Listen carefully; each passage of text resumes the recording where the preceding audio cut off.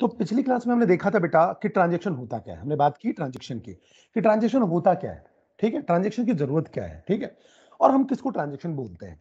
तो हमने देखा था कि कोई भी वर्क जो आप लॉजिकल वर्क परफॉर्म कर रहे हो या लॉजिकल यूनिट ऑफ वर्क की बात कर रहे हो, लॉजिकल वर्क की नहीं, लॉजिकल यूनिट ऑफ वर्क की आप बात कर रहे हो, दैट इज कॉल्ड ट्रांजैक्शन। या अगर हम ट्रांजैक्शन की बात करें तो मैंने आपको बताया था कि ट्रांजैक्शन जो है वो आपका क्या है। तो जो ट्रांजैक्शन की हम बात कर रहे थे, तो transaction is a set of instruction. आपने क्या बोला कि ट्रांजैक्शन क्या है? सेट ऑफ इंस्ट्रक्शन है, ठीक है। तो अब बात करेंगे बच्चे कि हमने जो ट्रांजैक्शन की बात की, या कहना चाहिए लॉजिकल यूनिट ऑफ वर्क की बात की, ये सारी बातें हम क्यों कर रहे हैं? तो मैंने पिछली आपको बताया था, हमने देखा था कि हमको क्या करना है, डेटाबेस को कंसिस्टेंट स्टेट में रखना है। डेटाबेस को कैसा रखना है? कंसिस्टेंट रखना है, ठीक है। तो आज की क्लास में हम डिस्कस करेंगे प्रॉपर्टीज ऑफ ट्रांजैक्शन। ट्रांजैक्शन की प्रॉपर्टी की बात करेंगे। हम देखेंगे कि ट्रांजैक्शन की क्या क्या प्रॉपर्टीज होती हैं, या उन्हीं को हम बोलते हैं एसिड प्रॉपर्टीज। उनको हम क्या बोलते हैं? एसिड प्रॉपर्टी बोलते हैं, ठीक है। अब अगर सिंपल अगर हम समझने की कोशिश करें, तो जो भी डेटाबेस इन एसिड प्रॉपर्टीज को अगर क्या कहना चाहिए फुलफिल करेगा, ठीक है, जो भी डेटाबेस इन एसिड प्रॉपर्टीज को फॉलो करेगा वो आपका कंसिस्टेंट स्टेट में होगा, ध्यान रखना। तो हमने बात की कि कहना चाहिए डेटाबेस कैसा होना चाहिए? कंसिस्टेंट स्टेट में होना चाहिए। कैसे भी आपका डेटाबेस कंसिस्टेंट होना चाहिए, ठीक है, इनकंसिस्टेंसी नहीं होनी चाहिए।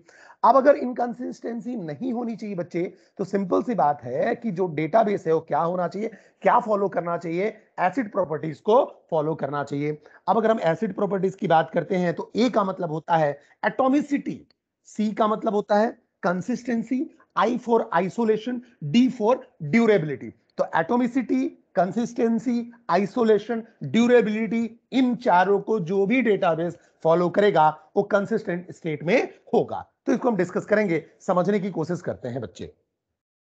तो सबसे पहले अगर हम देखें तो इन कंप्यूटर साइंस एसिड, एसिड का मतलब क्या हुआ?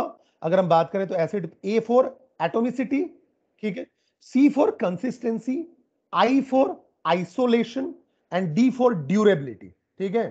तो अगर एसिड प्रॉपर्टी की बात की जाएगी तो एटॉमिसिटी ए, सी मतलब कंसिस्टेंसी की हम बात कर रहे हैं, आई मतलब आइसोलेशन की बात कर रहे हैं, और डी मतलब ड्यूरेबिलिटी की बात कर रहे हैं। और these are the set of properties. अगर कोई database in set of properties को फॉलो करेगा तो गारंटी है जो डेटाबेस होगा वो कंसिस्टेंट स्टेट में होगा, या it guarantee that the database transaction are process reliably, ठीक है। तो आप अगर देखो, समझने की कोशिश करो, तो एसिड का मतलब तो आपको समझ में आ गया। Acid, A for atomicity, C for consistency, I for isolation and D for durability. इनको हम एक एक करके डिस्कस करेंगे, ठीक है। It is a set of properties that guarantee that the database transaction are processed reliably, ठीक है, जो कि मतलब इस बात की गारंटी देता है कि जो डेटाबेस का ट्रांजैक्शन है और रिलायबल प्रोसेस होगा अगर कोई ट्रांजैक्शन इन एसिड प्रॉपर्टी को फॉलो करता है। या दूसरी लैंग्वेज में या कहना चाहिए इसको और सिंपल टर्म में अगर हम बात करें, तो सिंपल सी बात ये हुई कि अगर डेटाबेस आपका एसिड प्रॉपर्टीज को फॉलो करता है तो आपका डेटाबेस जो है वो कंसिस्टेंट स्टेट में है, ठीक है। जो Jim Gray is credited with defining in the late 1970s, ठीक है। इसको डिफाइन जो किया था लेट 1970s में जिम ग्रे ने किया था, ठीक है। दीज की transaction properties of a reliable system and with helping to develop the technology that automatically achieve this, ठीक है। द एक्रोनिम एसिड, ये जो एक्रोनिम दिया गया था वो दिया गया था एंड्रेस एंड थ्यू ने दिया था इन 1983 में, ठीक है। तो अब अगर हम बात करें कि अगर मान लो डेटाबेस की हम अगर बात करते हैं, ठीक है, तो ओवरऑल हमारा गोल क्या है? ओवरऑल गोल ये है कि भाई डेटाबेस जो होना चाहिए वो कंसिस्टेंट होना चाहिए, समझते हैं, ठीक है। अब बात करते हैं कि डेटाबेस से अगर आप इंटरेक्ट करना चाहते हो, मेरी बात को समझने की कोशिश करना, बड़ा ही सिंपल है, ठीक है। अगर हम बात करें कि आप डेटाबेस से क्या करना चाहते हो, इंटरेक्ट करना चाहते हो, तो आप डेटाबेस से कैसे इंटरेक्ट करोगे? ठीक है, तो डेटाबेस से इंटरेक्ट करने का तरीका, जैसे मैंने आपसे पूछा तो आपने बोला सर हम क्वेरी फायर कर देते हैं, चलिए अच्छी बात है। आप क्या करते हो? क्वेरी फायर करते हो। तो मैंने लिखा सेलेक्ट स्टार और मैंने बोला फ्रॉम ईएमपी। तो आप डेटाबेस से इंटरेक्ट कर रहे हो, इससे हो क्या रहा है? ईएमपी टेबल आपका डिस्प्ले होगा और उसके स्टार का मतलब क्या हुआ? सारे के सारे एट्रीब्यूट डिस्प्ले होंगे। तो ये आपका डेटाबेस से इंटरेक्ट करने का तरीका हुआ। अभी जो आप select star from EMP perform कर रहे हो, ये आपका क्वेरी तो है ही, लेकिन ये लॉजिकल यूनिट ऑफ वर्क भी तो है, एक प्रोसेस ही तो है, एक टास्क ही तो है, ठीक है, जिससे क्या हो रहा है, क्वेरी परफॉर्म होने के बाद इंप्लॉय का टेबल आपको डिस्प्ले हो रहा है with all attributes, with all attributes. चलिए अच्छी बात है, ठीक है। तो इससे बात हमें समझ में आई कि क्या करना आप चाह रहे हो, कि जो भी आप logical unit of work perform करना चाह रहे हो, उससे क्या होना चाहिए, आपका डेटाबेस जो होना चाहिए वो कैसा होना चाहिए, ठीक है। उसके बाद भी मतलब आपका डेटाबेस कैसा होना चाहिए, कंसिस्टेंट होना चाहिए। जैसे मैंने तो यहां सेलेक्ट अभी ऑपरेशन परफॉर्म किया, आप अपडेट ऑपरेशन परफॉर्म करोगे इन जनरल, सेलेक्ट से तो आपके डेटाबेस में कोई अपडेशन हो ही नहीं रहा है। अगर मान लो मैंने अपडेट ऑपरेशन परफॉर्म किया, अपडेट ऑपरेशन परफॉर्म करने के बाद भी आपका डेटाबेस कंसिस्टेंट होना चाहिए। तो इसका मतलब अगर मैं इंटरेक्शन की बात करूं, अपन वापस आते हैं कि मैं करना क्या चाहता हूं। ये अगर आपका डेटाबेस है, इस डेटाबेस से मैं क्या करना चाहता हूं, इंटरैक्ट करना चाहता हूं। चलिए अच्छी बात है, मैं डेटाबेस से क्या करना चाहता हूं, इंटरैक्ट करना चाहता हूं, ठीक है। तो अगर इंटरैक्ट करना चाहता हूं तो क्या करना पड़ेगा, कोई टास्क परफॉर्म करना पड़ेगा या कोई ट्रांजैक्शन परफॉर्म करना पड़ेगा, ठीक है। मतलब अगर मैं बात करूं, अगर मैं डेटाबेस से इंटरैक्ट करना चाहता हूं तो मुझे करना क्या पड़ेगा, कोई टास्क परफॉर्म करना पड़ेगा, ठीक है, या कोई ट्रांजैक्शन परफॉर्म करना पड़ेगा। जैसे कि अगर मैंने बोला कि मुझे ए के अकाउंट से 5000 बी के अकाउंट में ट्रांसफर करना है, मुझे क्या करना है, ए के अकाउंट से बी के अकाउंट में 5000 ट्रांसफर करना है, ठीक है। तो मैं क्या करूंगा, एक ट्रांजैक्शन परफॉर्म करूंगा। अब बट ऑब्वियस है, उस ट्रांजैक्शन में आपके सेवरल इंस्ट्रक्शंस होंगे, ठीक है। एक ट्रांजैक्शन में आपके पास सेट ऑफ इंस्ट्रक्शंस होते हैं। जैसे अगर मुझे यहां ट्रांसफर करना है तो क्या करूंगा मैं, सबसे पहले अगर मैं ऑनलाइन ट्रांसफर करना चाहता हूं तो लॉग इन और आईडी और पासवर्ड से पहले सबसे पहले मैं अपने अकाउंट को वैलिडेट करूंगा। अकाउंट को वैलिडेट करने के बाद जब जाके मैं लॉग इन पैनल पे जाऊंगा, सॉरी आपके कहना चाहिए डैशबोर्ड पे जाऊंगा, जो भी आपका कहना चाहिए ऑनलाइन अकाउंट है जिस भी बैंक का, उसके आप डैशबोर्ड पे जाओगे, ठीक है। वहां आप क्या करोगे, सबसे पहले उस बेनिफिशियरी को ऐड करोगे या आईएमपीएस ट्रांजैक्शन करोगे, ठीक है। तो जब भी आप आईएमपीएस ट्रांजैक्शन करोगे, बेनिफिशियरी आपने ऐड किया या आपने सिंपल उसके अकाउंट से उसका अकाउंट नंबर एंटर किया और आपने आईएफएससी कोड के थ्रू ट्रांसफर किया। अभी जो भी प्रोसेस हो रही है, जो सेट ऑफ इंस्ट्रक्शन हो रहा है, उसके बाद आप देखोगे तो डेटाबेस में आपके पास चेंजेस होंगे, डेटाबेस में आपके पास ऑपरेशन परफॉर्म होगा। इसका मतलब अगर डेटाबेस से आपको इंटरैक्ट करना है तो कोई ना कोई ट्रांजैक्शन तो आपको परफॉर्म करना पड़ेगा, तभी आप इंटरैक्ट कर पाओगे, ठीक है। तो ट्रांजैक्शन ही क्या करता है, आपके डेटाबेस से इंटरैक्ट करता है, अगर ओवरऑल देखा जाए, ठीक है। तो इसका मतलब सिर्फ जो ट्रांजैक्शन है, हमें डेटाबेस को कंसिस्टेंट रखना है और हमें मान लो डेटाबेस से इंटरैक्ट करना है। अब मैं अगर कंसिस्टेंसी की बात करूं तो कंसिस्टेंसी तो अलग पार्ट हो गया, डेटाबेस को कंसिस्टेंट तो हमें रखना ही है।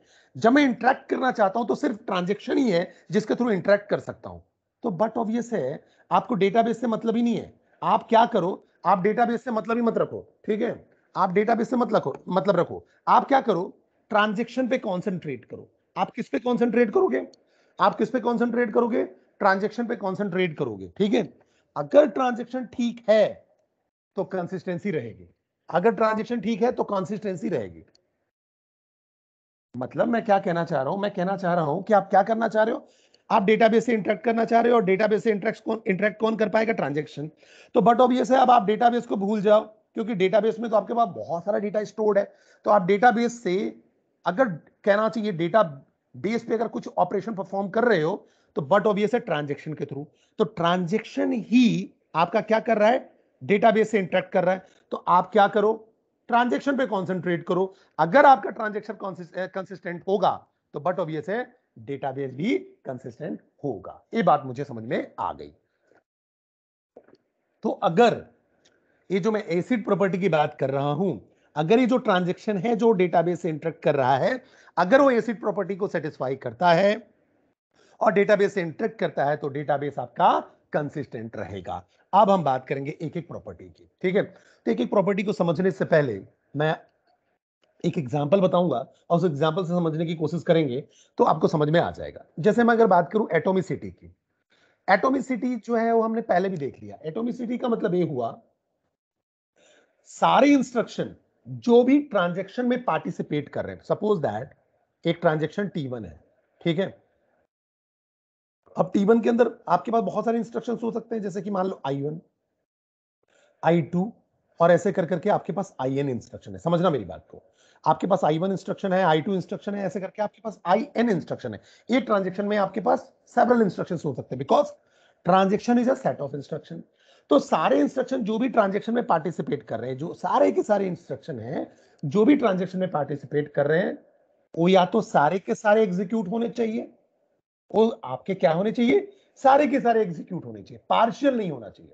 तो एग्जीक्यूशन कैसा होना चाहिए, एटॉमिक एटॉमिक फैशन में होना चाहिए। एग्जीक्यूशन कैसा होना चाहिए, एटॉमिक फैशन में होना चाहिए। इसका मतलब ये हुआ, ऐसा नहीं होगा कि I2 एग्जीक्यूट नहीं हुआ और आपका I3 जो है वो एग्जीक्यूट नहीं हुआ, पार्शियली एग्जीक्यूट करके हम ट्रांजेक्शन को कंप्लीट कर ले, ऐसा पॉसिबल नहीं है। पिछली क्लास में भी हमने डिस्कस किया था, ठीक है। जैसे मान लो, अगर मैंने आपको एग्जांपल बताया था, एक एग्जांपल लिया था जिसमें हम क्या कर रहे थे, ट्रांसफर कर रहे थे 5,000 rupees from account A to account B. जैसे अगर मान लो मैं ए अकाउंट से बी अकाउंट में 5,000 ट्रांसफर करना चाहता हूं, समझो मेरी बात को, ठीक है। तो ए अकाउंट से अगर बी अकाउंट में ट्रांसफर करना चाहता हूं तो मैं सबसे पहले क्या करूंगा, ये मैंने आपको बताया था, सबसे पहले रीड करूंगा ए को, ठीक है। सबसे पहले ए को रीड करूंगा, ठीक है। और इनिशियली मान लो ए के पास कितना पड़ा हुआ है, 10,000, ठीक है। और बी के पास कितना पड़ा हुआ है, देखो 3,000, ठीक है। चलो इतनी बात तो मुझे क्लियर है। तो सबसे पहले मैं क्या करूंगा, सबसे पहले मैं रीड करूंगा ए को। तो जब मैंने रीड किया ए को तो क्या मिला मुझे कि 10,000 है। इसका मतलब ए से मैं बी में ट्रांसफर कर सकता हूं, ए से बी में ट्रांसफर कर सकता हूं। मुझे चेक भी तो करना पड़ेगा पैसे हैं या नहीं है। अब 5,000 ट्रांसफर करने, 5,000 होने भी तो चाहिए, ठीक है। अब बात समझ में आ गई मुझे इतनी। अब क्या करूंगा बेटा, मैं ए में से 5,000 सब्ट्रैक्ट करूंगा, ठीक है, क्योंकि मुझे 5,000 ट्रांसफर करने हैं, ठीक है। अब फिर राइट कर दूंगा ए को राइट करूंगा। तो अब 10,000 में से कितने बच गए, यहां मैंने 5,000 सब्ट्रैक्ट किया, तो यहां देखो यहां 10,000 था, अब ये बच गया 5,000, ठीक है। अब क्या करूंगा, मैं रीड करूंगा बी को। अब जब मैं बी को रीड करूंगा, ये देखूंगा कि बी का अकाउंट है भी कि नहीं। तो दिखा मुझे जैसे ही रीड किया तो अकाउंट है और इसके अकाउंट में 3,000 है, ठीक है। तो बट ऑब्वियस मैं आप क्या करूंगा, B equal to B plus 5,000, B plus 5,000, ठीक है। और फिर राइट कर दूंगा बी में राइट कर दूंगा, ठीक है। तो 5,000 जैसे ही राइट किया मैंने बी में, बी प्लस 5,000 किया, तो अब बी में कितना आ गया, 8,000 आ गया, ठीक है। अब अगर मान लो यहां तक आपने किया, यहां तक आपने इंस्ट्रक्शंस एग्जीक्यूट किया, एक ट्रांजेक्शन में सारे के सारे इंस्ट्रक्शंस हैं, एक ही ट्रांजेक्शन के इंस्ट्रक्शन है सारे के सारे। अब आपने मान लो 5,000 डिडक्ट तो कर दिया, लेकिन बाकी के ऑपरेशंस नहीं चलाए, मतलब बी में 5,000 ऐड नहीं किया। बी में अगर 5,000 ऐड नहीं किया तो ये आपका कैसा होगा, इनकंसिस्टेंट होगा। मतलब अगर आपका डिडक्शन एक जगह से हो गया तो दूसरे अकाउंट में एडिशन भी होना चाहिए। इसका मतलब ये हुआ, एक जो भी ट्रांजेक्शन है वो पूरा का पूरा एग्जीक्यूट होगा ही होगा, ठीक है। या तो फेल हो जाएगा, अगर फेल हो जाएगा तो कोई भी इंस्ट्रक्शन एग्जीक्यूट नहीं होना चाहिए, कोई भी इंस्ट्रक्शन एग्जीक्यूट नहीं होना चाहिए, इस बात को ध्यान रखो। तो या तो फेल होता है या तो सक्सेसफुल होता है, दो ही चीजें होते हैं, पार्शियल नहीं होता है। तो इसका मतलब ये हुआ कि सारे जो भी इंस्ट्रक्शन है जो ट्रांजेक्शन में पार्टिसिपेट कर रहे हैं वो एग्जीक्यूट होने ही चाहिए, पार्शियल नहीं होना चाहिए, ठीक है। एक और एग्जांपल अगर हम लें, जैसे मान लो कोई ट्रांजेक्शन है आपके पास, ठीक है। अब उस ट्रांजेक्शन में हमने क्या किया, ऑपरेशन परफॉर्म करना चालू किया, ऑपरेशन 1, ऑपरेशन 2, या इंस्ट्रक्शन की ही बात कर रहे हैं हम, और एन नंबर ऑफ ऑपरेशन थे, ठीक है, एन नंबर ऑफ ऑपरेशन है। और ये मान लो ये ऑपरेशन जो है रीड या राइट की बात कर रहे हैं, रीड या राइट की बात कर रहे हैं, ठीक है। तो देखो इसमें दो चीजें होती हैं, जब भी हम एक ट्रांजेक्शन एग्जीक्यूट कर रहे होते हैं तो ये सारा का सारा काम रैम में होता है, समझो मेरी बात। ये सारा काम कहां होता है, रैम में होता है, ठीक है। मतलब आप क्या करते हो, डेटाबेस में काम नहीं करते हो, ठीक है। आप डेटाबेस में डायरेक्टली काम नहीं करते हो, आप जो भी आप ऑपरेशन परफॉर्म कर रहे हो तो आप क्या करते हो, जो भी डेटाबेस में आप जहां आपको ऑपरेशन परफॉर्म करना था, ठीक है, उसकी एक कॉपी पे काम करते हो। और कहां काम करते हो, रैम में। इसका मतलब जो भी आप ऑपरेशन परफॉर्म कर रहे हो वो आपके रैंडम एक्सेस मेमोरी में है, ठीक है, आपके प्राइमरी मेमोरी में है, आपके लोकल मेमोरी में है, कि आप उसको बोल दो लोकल बफर में आप काम कर रहे हो। इसका मतलब जो भी आप चेंजेस कर रहे हो वो आपके डेटाबेस में नहीं हो रहा है, और ऐसा होना भी चाहिए। आप डायरेक्टली डेटाबेस में अगर चेंजेस करोगे और फेलियर हो जाए तो आपका डेटा कहना चाहिए, आपका डेटाबेस इनकंसिस्टेंट हो जाएगा ना, ठीक है, इसलिए आप जो भी ऑपरेशन परफॉर्म करते हो आपका कहां होता है, रैम में होता है। और आप रैम में अगर ऑपरेशन परफॉर्म करते हो, समझो मेरी बात को, तो आप जब तक कमिट नहीं करोगे, यहां पास जैसे ही मैंने ये पूरा ऑपरेशन परफॉर्म हो गया तो मैंने लिखा कमिट, समझो, या इसको फिर से देखो। अभी मैंने क्या किया, जैसे आपका ये ट्रांजैक्शन T1 था और ये आपके ऑपरेशंस थे, इसके अंदर O1, O2, O3 और ON, ठीक है। अब ये पूरा का पूरा ऑपरेशन जो भी आप रीड राइट कर रहे हो ये रैम में हो रही है, ठीक है। अब ये डेटाबेस में कुछ भी नहीं हो रहा है। जैसे ही आपने लिख दिया कमिट, जैसे ही आपने लिख दिया कमिट, तो समझो अब जैसे ही आप कमिट लिखोगे तो क्या होगा, जो भी आपने ऑपरेशन परफॉर्म किया ये परमानेंटली सेव हो जाएगा डेटाबेस में। ये कहां सेव हो जाएगा, परमानेंटली डेटाबेस में सेव हो जाएगा। इसका मतलब जब तक हम कमिट नहीं करते हैं, जब तक हम कमिट नहीं करते हैं तब तक आपका डेटाबेस में सेव नहीं होता है। ये सारा काम रैम में होता रहता है। तो जब आप एश्योर हो जाओ कि हाँ मेरा पूरा ऑपरेशन हो गया है, कोई फेलियर नहीं हुआ है, उसके बाद आप कमिट करते हो जिससे वो डेटाबेस में आपका सेव हो जाएगा। तो अब अगर देखो, अब अगर आपका डेटाबेस था कोई DB1, ठीक है, और उस DB1 में आपने ट्रांजैक्शन परफॉर्म किया और आपने कमिट कर दिया, तो डेटाबेस में कोई अपडेशन हुआ, चेंजेस हुए, और वो हो गया DB2 में, स्टेट क्या चेंज हुआ, DB2। तो अब आपका DB1 आपका कंसिस्टेंट था, अब देखो DB2 भी कंसिस्टेंट है, क्योंकि कोई भी फेलियर नहीं हुआ और आपने फिर कमिट किया, तो जो भी चेंजेस थे परमानेंटली आपने डेटाबेस में स्टोर कर दिया। तो DB1 भी आपका कैसा है, कंसिस्टेंट है, और DB2 भी कंसिस्टेंट है। अब अगर मान लो कमिट के पहले ही अगर फेल हो जाए, भले ही लास्ट वाले इंस्ट्रक्शन पे फेल हो, या कहना चाहिए लास्ट वाले ऑपरेशन पे फेल हो, कहीं भी फेल हो, मतलब कमिट के पहले कहीं भी फेल हो, भले ही वो लास्ट ऑपरेशन हो या लास्ट इंस्ट्रक्शन हो, तो पूरा ऑपरेशन रोल बैक हो जाना चाहिए। पूरा का पूरा ऑपरेशन रोल बैक हो जाना चाहिए। और रोल बैक का मतलब होता है पूरे जो चेंजेस थे अंडू हो जाए। ये पूरे चेंजेस क्या हो जाए, अंडू हो जाए, इसका कोई इफेक्ट ना हो, ठीक है, मतलब पूरे ऑपरेशन वर्क ना करें, ठीक है। तो सिंपल सी बात है, DB2 में जाएगा ही नहीं। जो भी ये ट्रांजेक्शन का इफेक्ट है ये आपका क्या हो गया, एबॉर्ट हो गया, रोल बैक हो गया, अंडू कर दिया आपने, और फिर से आप किस स्टेट में आ गए, DB1 वाले में ही आ गए, मतलब कोई चेंजेस नहीं हुआ, और DB1 तो कंसिस्टेंट था ही। तो इसका मतलब यह हुआ कि अगर कोई कमिट से पहले फेलियर होता है, तो कमिट से पहले फेलियर होने पे सिंपल सी बात है, आपका पूरा का पूरा ऑपरेशन या इंस्ट्रक्शन का जो एग्जीक्यूशन था वो रोल बैक हो जाएगा, जो चेंजेस थे वो अंडू हो जाएंगे, और वापस से आपका जो डेटाबेस है ओरिजिनल स्टेट में आ जाएगा। That is consistent. DB1 तो आपका ऑलरेडी कंसिस्टेंट था। अगर कमिट के बाद आप रोल बैक करोगे तो कमिट के बाद रोल बैक करने का कोई मतलब नहीं है, कमिट के बाद रोल बैक नहीं होता है, इस बात को ध्यान रखना। कमिट के पहले ही रोल बैक हो सकता है। दिस इज कॉल्ड एटोमिसिटी बेटा। ये पूरा जो फिनोमेना बताया मैं, ये एटोमिसिटी कहलाती है। मतलब आप समझो, transaction should be atomic in nature, ठीक है। Transaction should be atomic in nature, means either successful or failed, but there is no intermediate step like partial execution of instruction. There is no such that, ठीक है, ऐसा कुछ भी नहीं होगा। तो by this we mean that either the entire transaction take place at once or doesn't happen at all, ठीक है, मतलब सारा का सारा ट्रांजेक्शन हो या ना हो, there is no midway. Transaction do not occur partially, transaction partially occur नहीं करेगा। Each transaction is considered as one unit, और जो ट्रांजेक्शन होगा एक यूनिट की तरह काम करेगा। आइदर क्या करेगा, रन्स टू कंप्लीशन और is not executed at all, या एग्जीक्यूट नहीं होगा। It involves the following operation, ठीक है, क्या ऑपरेशन हो सकते हैं, या तो एबॉर्ट हो जाएगा, ठीक है, मतलब अगर ट्रांजेक्शन के कंप्लीट होने से पहले, मतलब कमिट होने से पहले अगर फेलियर हो गया तो ट्रांजेक्शन क्या हो जाएगा, अबॉर्ट हो जाएगा। जो भी चेंजेस हुए थे वो आपके विजिबल नहीं होंगे, वो अंडू हो जाएंगे। अगर आपने कमिट कर दिया तो चेंजेस जो भी थे वो आपके विजिबल हो जाएंगे और परमानेंटली डेटाबेस में सेव हो जाएगा। तो एटॉमिसिटी का मतलब है ऑल और नथिंग रूल। ऑल और नथिंग मतलब देखो, या तो पूरे एग्जीक्यूट होंगे ऑपरेशन या इंस्ट्रक्शन, या तो कोई भी इंस्ट्रक्शन एग्जीक्यूट नहीं होगा, रोल बैक हो जाएगा सारे इंस्ट्रक्शन, या कहना चाहिए ऑपरेशंस जो हैं उनका इफेक्ट अंडू हो जाएगा, अबॉर्ट हो जाएगा, ठीक है। तो इसको एटॉमिसिटी को हम बोलते हैं ऑल और नथिंग रूल, ऑल और नथिंग रूल भी बोलते हैं।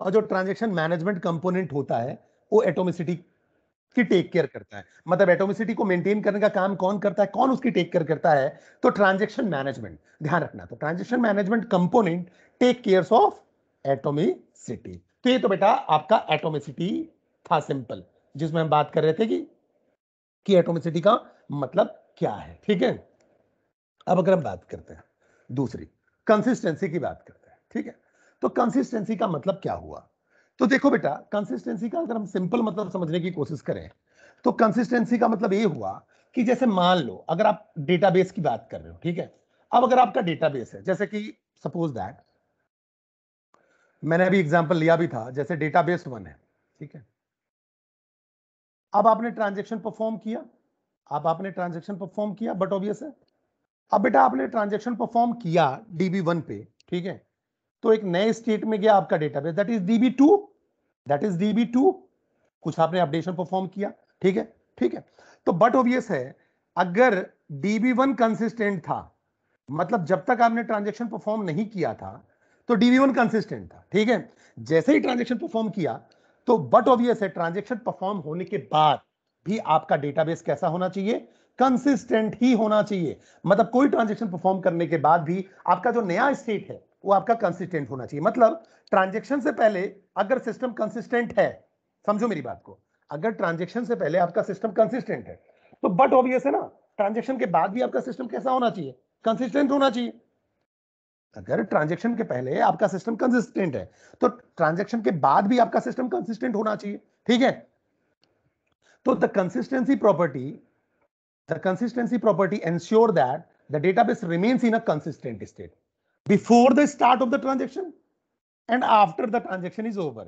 ट्रांजेक्शन के पहले और ट्रांजेक्शन के बाद दोनों ही स्टेट में आपका कैसा होना चाहिए, कंसिस्टेंट होना चाहिए। तो मैं इसको देखो अगर क्या कहते हैं दूसरे तरीके से बताऊं तो जो एसिड प्रॉपर्टी है, जो आपकी एसिड प्रॉपर्टी है उसमें से अगर आप देखो, अगर एटोमिसिटी फॉलो कर रहे हो, आइसोलेशन फॉलो कर रहे हो, ड्यूरेबिलिटी फॉलो कर रहे हो, तो बट ऑब्वियस कंसिस्टेंट होगा ही होगा, बट ऑब्वियस कंसिस्टेंट होगा ही होगा। तो देखा जाए तो कंसिस्टेंसी मुझे लास्ट में बताना चाहिए, ठीक है, लेकिन एक सीक्वेंस में है तो मैं सीक्वेंस में बता रहा हूं, आप इतना समझ लो कि ट्रांजैक्शन के पहले और ट्रांजैक्शन के बाद दोनों ही केस में आपका डेटाबेस कैसा होना चाहिए, कंसिस्टेंट।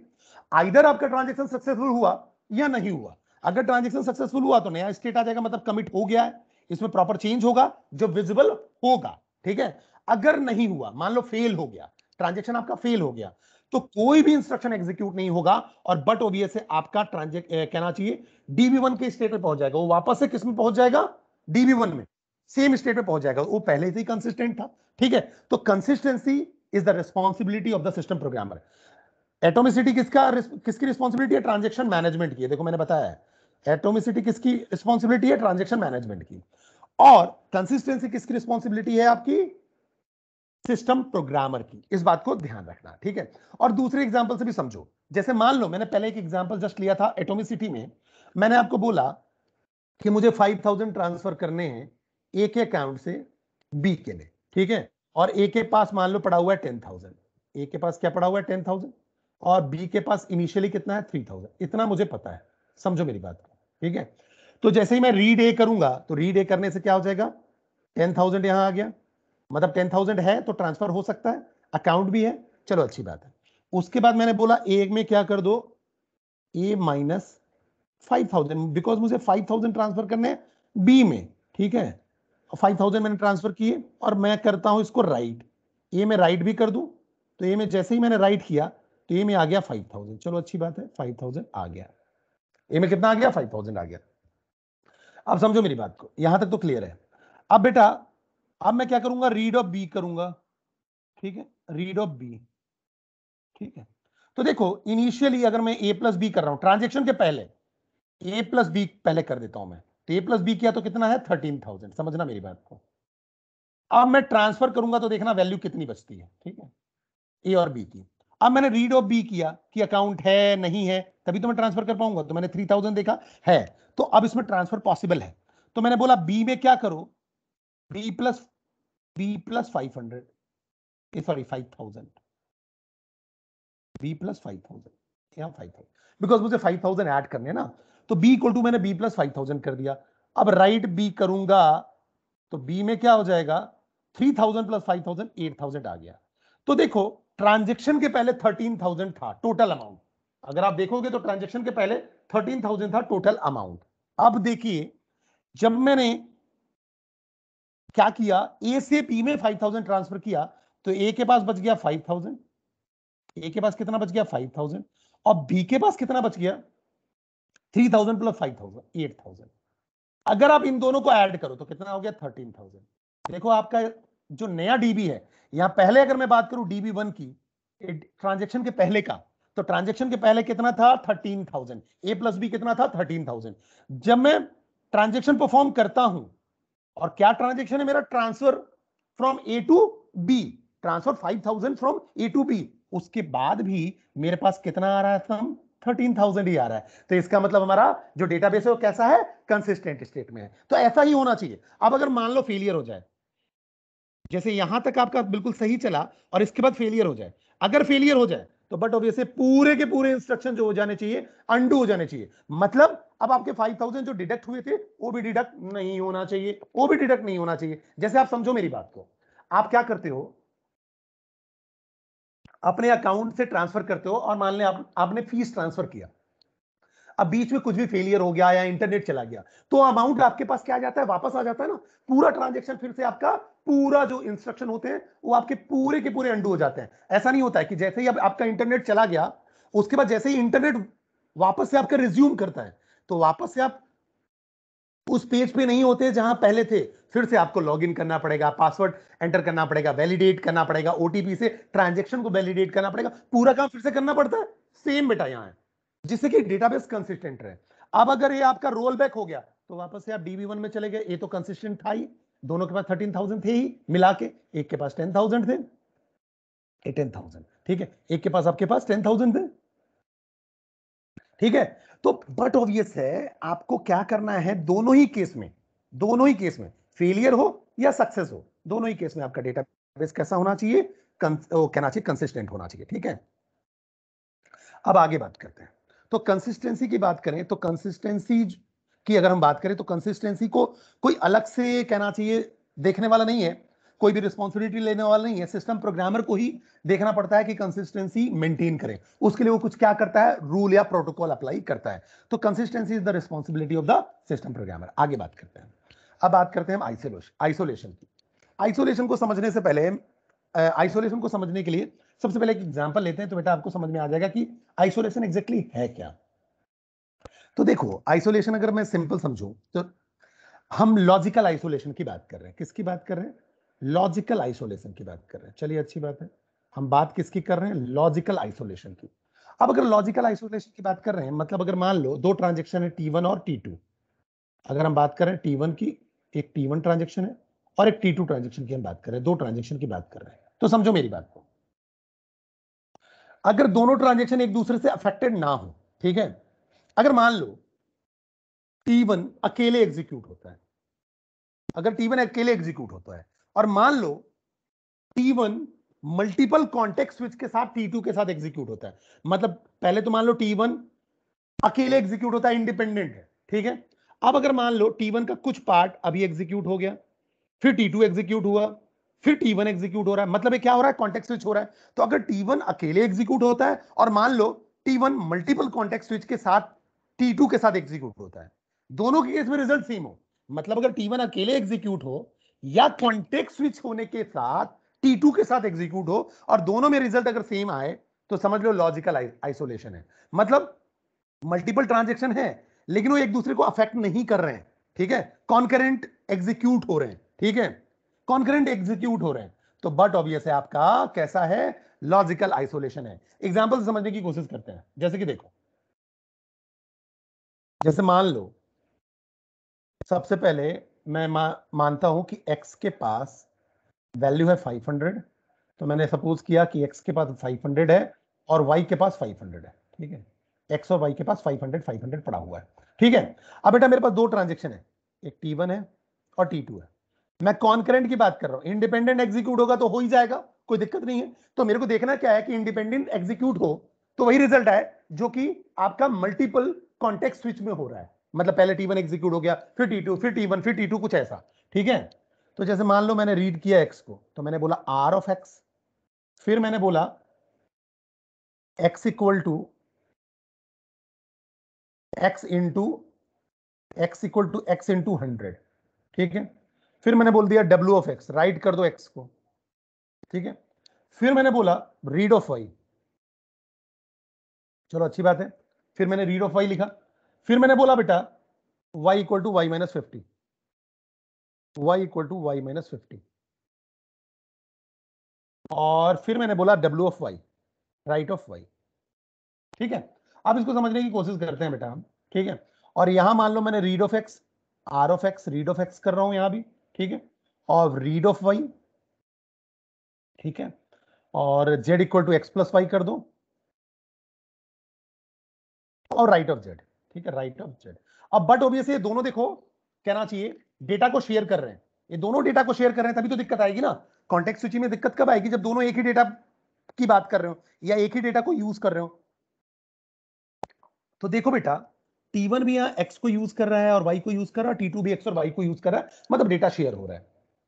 अब देखो मैं मान के चलता हूं कि सबसे पहले T1 जो है रीड y तक चलेगा, T1 रीड y तक चलेगा। फिर क्या होगा, T2 को मौका मिलेगा, मतलब कॉन्टेक्स्ट स्विच होगा। याद करो ऑपरेटिंग सिस्टम में भी हम करते थे। अब ट्रांजेक्शन T2 को मौका मिलेगा, फिर T2 चलेगा, फिर वापस से फिर ये दोनों इंस्ट्रक्शन आपके एग्जीक्यूट होंगे। तो जैसे मान लो रीड x किया, तो रीड x किया तो क्या हो गया, ठीक है, ये हो गया आपका 500। जैसे मैंने रीड x किया तो सबसे पहले क्या आएगा, x की वैल्यू देखो इनिशियली कितनी है, 500 है, चलो अच्छी बात है। अब दूसरा इंस्ट्रक्शन देखो आप, 500 में क्या करना है आपको, मल्टीप्लाई किसे करना है, 100 से। तो x के पास जैसे ही आप x इंटू 100 करोगे, यहां क्या आ जाएगा, यहां आ जाएगा 50,000, ठीक है, ठीक है, 50,000 आ गया। अब आपने राइट कर दिया, x में राइट कर दिया, तो x की वैल्यू अपडेट हो गई, कितनी हो गई, 50,000 हो गई। चलिए अच्छी बात है, x की वैल्यू अपडेट होकर 50,000 हो गई, ध्यान रखना। अब चलिए दूसरा हम समझते हैं। अब आपने बोला y equal to Y minus 50 है, नहीं सॉरी, अब राइट कर दिया, उसके बाद आपने बोला रीड ऑफ y। जब ये रीड ऑफ y करेगा तो इसने रीड कर लिया कि y की वैल्यू कितनी है, 500। लेकिन उसी बीच उसके बाद क्या हो गया, कॉन्टेक्स्ट स्विच। जैसे ही कॉन्टेक्स्ट स्विच हुआ तो ये T2 पे चला गया, समझो मेरी बात को, T2 पे गया, चलो अच्छी बात है। जब ये T2 पे जाएगा बेटा, तो T2 के पास जाने के बाद क्या होगा, ये रीड एक्स करेगा। तो रीड एक्स किसको रीड करेगा, 50,000 को, ना कि 500। क्यों, क्योंकि एक्स अपडेट हो गया है, तो बिल्कुल सही है, जो अपडेट हुआ है वही अपडेटेड वैल्यू रीड करेगा। तो एक्स की वैल्यू तो बिल्कुल सही रीड किया। लेकिन जब रीड वाई करेगा तो वाई क्या रीड होगा, 500। क्यों, क्योंकि ये वाला पूरा का पूरा इंस्ट्रक्शन चला नहीं था, अभी वाई में मुझे 50 सब्ट्रैक्ट करना था, लेकिन अभी हुआ तो नहीं है, यहां से कॉन्टेक्स्ट स्विच हो गया, तो रीड वाई को क्या मिलेगा, 500।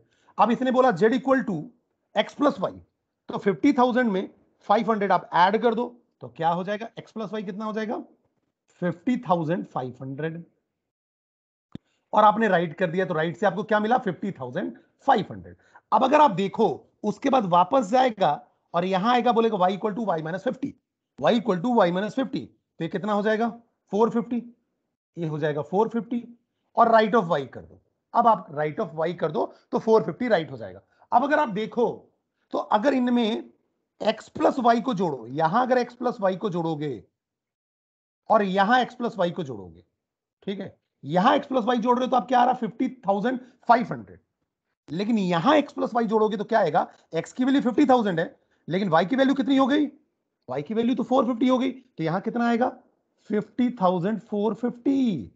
देखो 50,450, क्यों, क्योंकि बीच में कॉन्टेक्स्ट स्विच हो गया, तो ये जो सब्ट्रैक्ट होना था वो सब्ट्रैक्ट नहीं हुआ, और रीड वाई से उसने अपना ओरिजिनल वैल्यू रीड कर लिया, अपडेटेड वैल्यू रीड नहीं कर पाया। तो दिक्कत क्या हो रही है बेटा, समझो, दिक्कत ये हो रही है आपको 50 यूनिट का लॉस हो रहा है, मतलब this result in database inconsistency due to a loss of 50 unit, ठीक है। तो जो ट्रांजैक्शन जो होना चाहिए था वो पूरे के पूरे चेंजेस हो जाते, वो विजिबल भी होना चाहिए था दूसरे को, लेकिन ऐसा नहीं हो रहा है। तो यहां लॉस क्या हो रहा है, 50 यूनिट का लॉस हो रहा है, ठीक है, 50 यूनिट का लॉस हो रहा है। तो बट ऑब्वियस है, जो आइसोलेशन है वो बताता है कि लॉजिकल आइसोलेशन होना चाहिए, एक ट्रांजेक्शन का अफेक्ट दूसरे पे नहीं होना चाहिए, और अपडेटेड अफेक्ट होना चाहिए, मतलब जो करंट अपडेटेड हो वही मिलना चाहिए। लेकिन यहां देखो, यहां क्या हो रहा है, लॉस हो रहा है, इस टाइप का लॉस नहीं होना चाहिए, ठीक है। दूसरा एग्जांपल अगर हम देखें, अगर मैं आईआरसीटीसी की बात करता हूं, तो आईआरसीटीसी में मान लो अगर मैं बात करूं, मैं ऑनलाइन क्या करता हूं, टिकट बुक करता हूं, ठीक है। अब ऑनलाइन तो ढेर सारे यूजर होते हैं जो एक साथ टिकट बुक कर रहे होते हैं। जैसे अगर मैं तत्काल की बात करूं तो तत्काल के समय तो आप समझ लो कि एक साथ 70,000 80,000 लाख या 3 लाख या 5 लाख यूजर एक साथ क्या करते हैं, टिकट बुक करते हैं।